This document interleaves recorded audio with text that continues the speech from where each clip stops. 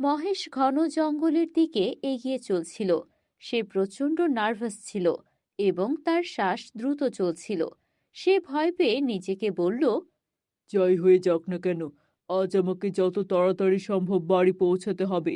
আমার স্ত্রী আগেই বলেছিল এই জঙ্গল দিয়ে যাতায়াত না করতে, কিন্তু আমি ওর কথা শুনিনি।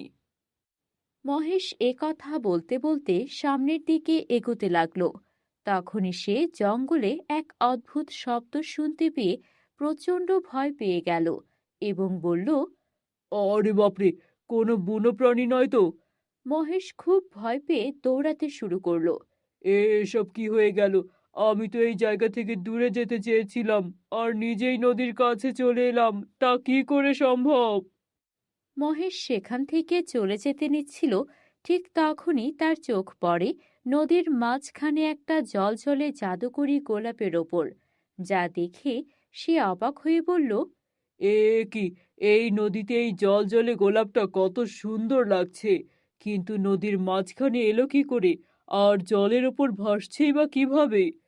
মহেশ সবকিছু ভুলে সেই গোলাপের দিকে এগোতে থাকে। আর যেই সে গোলাপের কাছে যায়, হঠাৎ গোলাপটি বাতাসে উড়ে এসে তার হাতে চলে আসে। মহেশ অবাক হয়ে সেটির দিকে তাকিয়ে থাকে এবং সেটি নিয়ে বাড়ি চলে আসে। সে গোলাপটিকে তার ঝুলিতে লুকিয়ে রেখেছিল। তার স্ত্রী তাকে দেখে বলল, সত্যি করে বলুন, আপনি আবার ওই জঙ্গলের পথ দিয়ে এসেছেন তো? আপনি এত তাড়াতাড়ি বাড়ি ফিরলেন কিভাবে?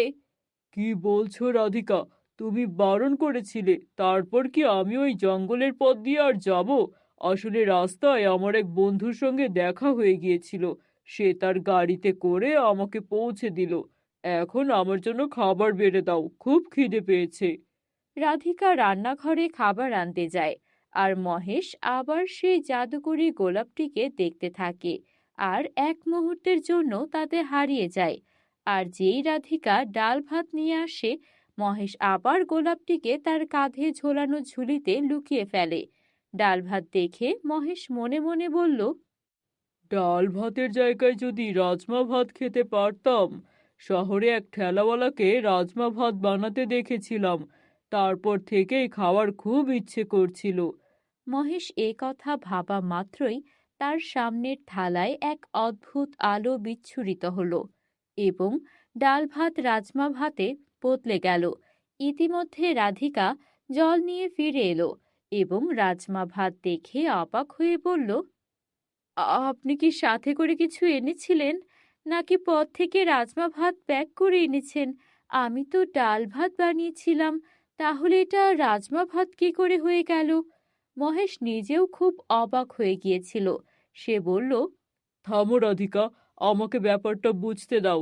ইস রাধিকা, এই পায়ে যে রূপোর পায়েল পরে আছে, সেটা যদি সোনার পায়েল হয়ে যেত, তবে তার পায়ে কত সুন্দর লাগতো। মহেশ এ কথা বলতেই হঠাৎ আলো জ্বলে উঠল এবং রাধিকার পায়ের রূপোর পায়েল সোনার পায়েল হয়ে গেল। এটা দেখে রাধিকা প্রচণ্ড অবাক হলো, আর মহেশও কিছু বুঝে উঠতে পারছিল না। রাধিকা চোখ বড় বড় করে মহেশের দিকে তাকালো, যার কাঁধে তখনও সেই সাধারণ ঝুলিটি ঝোলানো ছিল। বন্ধুরা, তোমরা যারা যারা গল্পটি দেখছো, তোমাদের নাম কমেন্টে লিখে জানাও। আমরা নেক্সট গল্প তোমাদের নাম দিয়ে বানাবো। ওগো, এটা কি অলৌকিক কাণ্ড গো! ডাল ভাত কেমন রাজমা ভাত হয়ে গেল, আর এখন আমার রূপোর পায়েল সোনার পায়েল হয়ে গেল। সত্যি করে বলুন তো, এসব কি? আপনি কি কোনো অলৌকিক শক্তির সঙ্গে করে নিয়ে এসেছেন? আমার যে ভীষণ ভয় করছে। মহেশ বুঝল যে এখন সত্যি গোপন রাখা অসম্ভব। রাধিকা, শান্ত হও। আমিও কিছু বুঝতে পারছিলাম না, কিন্তু এখন মনে হচ্ছে এসব ওই গোলাপটার কারণেই হচ্ছে। সে ধীরে ধীরে ঝুলিটি খুলল এবং ভেতর থেকে মখমলের মতো লাল রঙের জলজলে জাদুকরি গোলাপটি বের করলো। গোলাপের হালকা আলো পুরো ঘর ভরিয়ে দিল। এটা কোথায় পেলেন আপনি? মহেশ পুরো ঘটনা বলল। জঙ্গলের ভয়, পশুর শব্দ, নদীর কাছে পৌঁছানো এবং বাতাসে উড়ে গোলাপের তার হাতে চলে আসা। যখন আমি মনে মনে রাজমা ভাতের কথা ভাবলাম, তখন তাই হয়ে গেল। আবার যখন তোমার পায়েলের কথা ভাবলাম, তাও হয়ে গেল। আমার মনে হচ্ছে এই গোলাপ আমাদের সব ইচ্ছে পূরণ করতে পারে। রাধিকার সাবধানে গোলাপটি ছুঁল। তার মন লোভ আর ভয়ের মাঝখানে দোলাচল করছিল। এটা অনেক বড় জাদু শক্তি গো। এটার ব্যবহার আমাদের খুব ভেবেচিন্তে করতে হবে। কোনো গড়বড় করা যাবে না। পরদিন গ্রামে এই কথা বাতাসের মতো ছড়িয়ে পড়ল যে মহেশের স্ত্রী রাতারাতি সোনার পায়েল পরে ফেলেছে।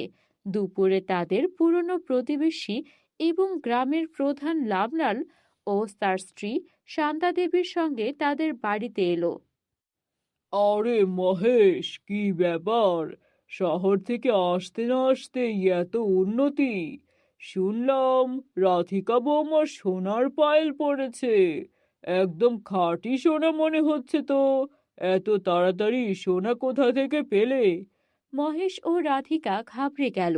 তারা গোলাপটিকে একটা বড় মাটির কলসির নিচে লুকিয়ে রেখেছিল। আরে রামলালজি, তেমন কিছু নয়। এক আত্মীয় উপহার দিয়েছেন। আপনি তো জানেন আমরা লোক দেখানো পছন্দ করি না, তাই আর কি সবাইকে বলে বেড়াইনি। রামলাল সন্দেহের চোখে মহেশের সাধারণ ঝুলি আর তার হাত পা দেখল। আত্মীয়? কোন আত্মীয়?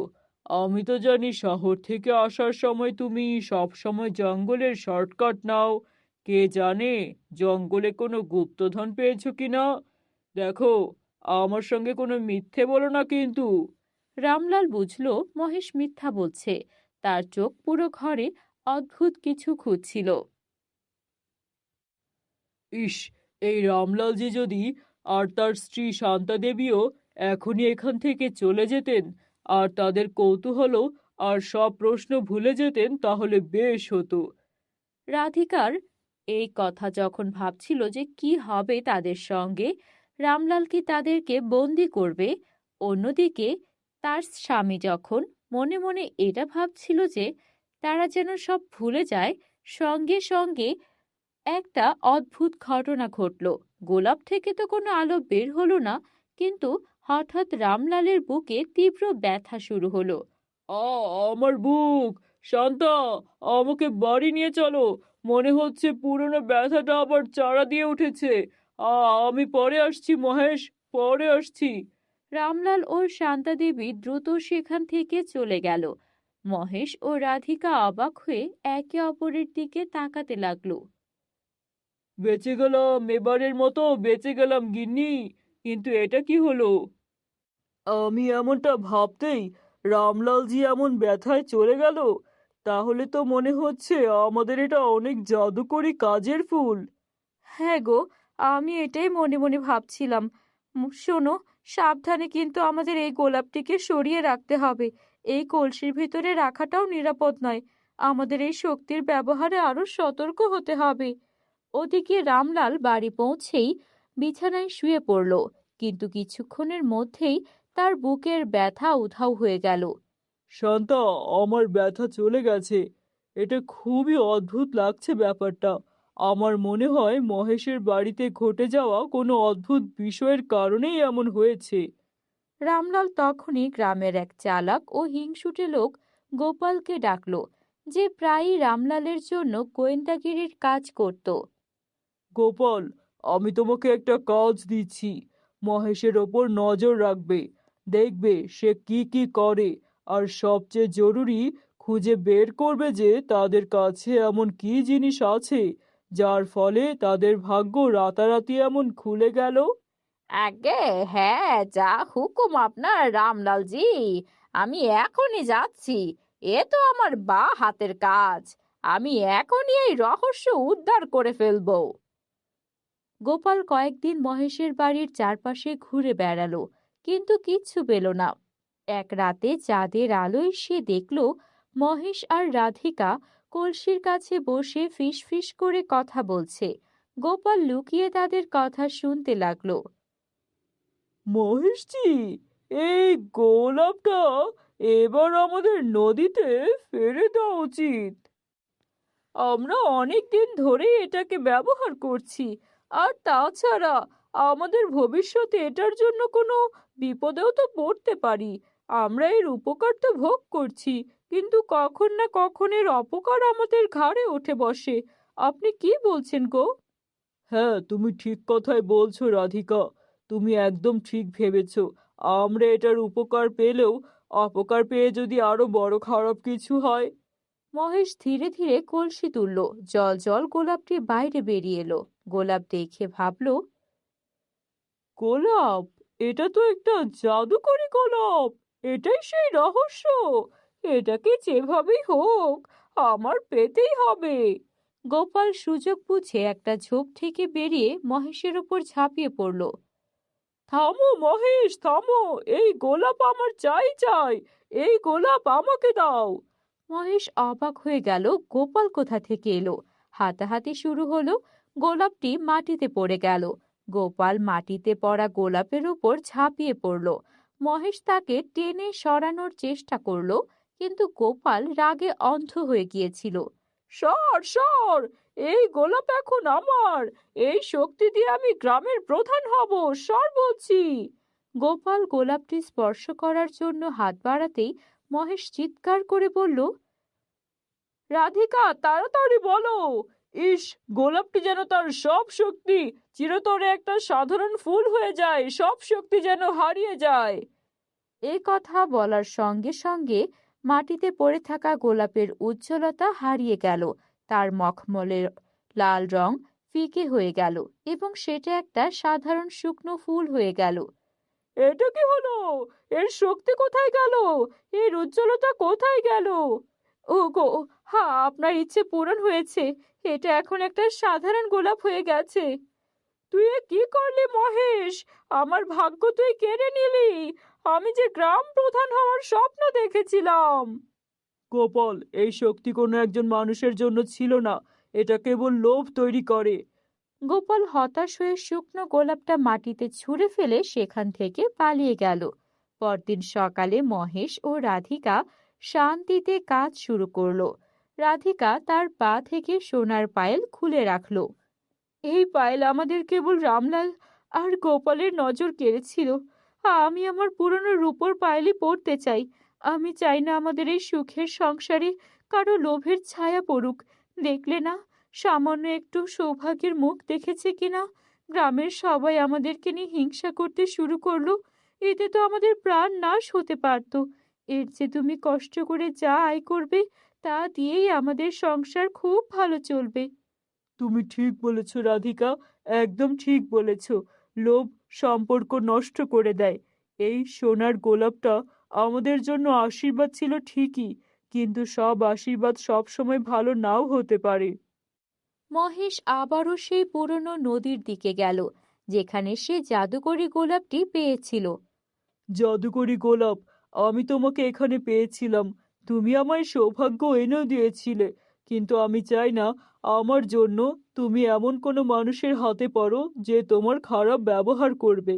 তোমার এই জাদু শক্তি গোপন থাক, সেটাই ভালো। আমি চাই তুমি ভালো থাকো। মহেশ তখন গোলাপটিকে বহমান জলে ভাসিয়ে দিল। নদীর জলে গোলাপটি পড়তেই শুকনো গোলাপটি আবারও তরতাজা ঝলমলে মখমলে গোলাপে পরিণত হলো, আর গোলাপের ভেতর থেকে উজ্জ্বল আলো বেরিয়ে এলো। যাক, গোলাপটি তাহলে আবারও তার প্রাণ শক্তি ফিরে পেয়েছে। যাও গোলাপ, যাও। তুমি এখান থেকে দূরে কোথাও চলে যাও, যেখানে তোমাকে কেউ আর কোনো কারণে নিজের স্বার্থে ব্যবহার করবে না। আমি চাই তুমি যেখানেই থাকো, ভালো কাজে ভালো উদ্দেশ্যে যেন সেখানে সবার মঙ্গল করো। কিন্তু তখনই ঘটল আরেক অদ্ভুত ঘটনা। সেই গোলাপের ভেতর থেকে আলো বেরিয়ে এসে 3 ঘড়া সোনার মোহর ভর্তি কলস সেখানে হাজির হলো। এত এত মোহর দেখে মহেশ বুঝতে পারল এই সবটাই জাদুর গোলাপের দান। মহেশ বুঝল এগুলো তাকে নিয়ে এই গ্রাম থেকে দূরে চলে যেতে হবে, যেখানে কোনো লোভী মানুষ তাদেরকে বিরক্ত করবে না। মহেশ তার স্ত্রী রাধিকাকে নিয়ে সেই গ্রাম ত্যাগ করলো, আর গোলাপও তার গন্তব্যে চলে গেল। এরপর মহেশ ও রাধিকা কখনোই সেই জাদুকরি গোলাপের কথা কাউকে বলেনি। তবে তারা সবসময় মনে রাখলো যে সবচেয়ে বড় শক্তি ইচ্ছে পূরণে নয়, বরং লোভ ত্যাগ ও সন্তুষ্টির মধ্যেই থাকে। বন্ধুরা, তোমরা যদি আমাদের চ্যানেলে নতুন হয়ে থাকো, আমাদের চ্যানেলটিকে সাবস্ক্রাইব করতে ভুলো না যেন। দেখা হবে নতুন কোনো গল্পে। বাই বাই বন্ধুরা।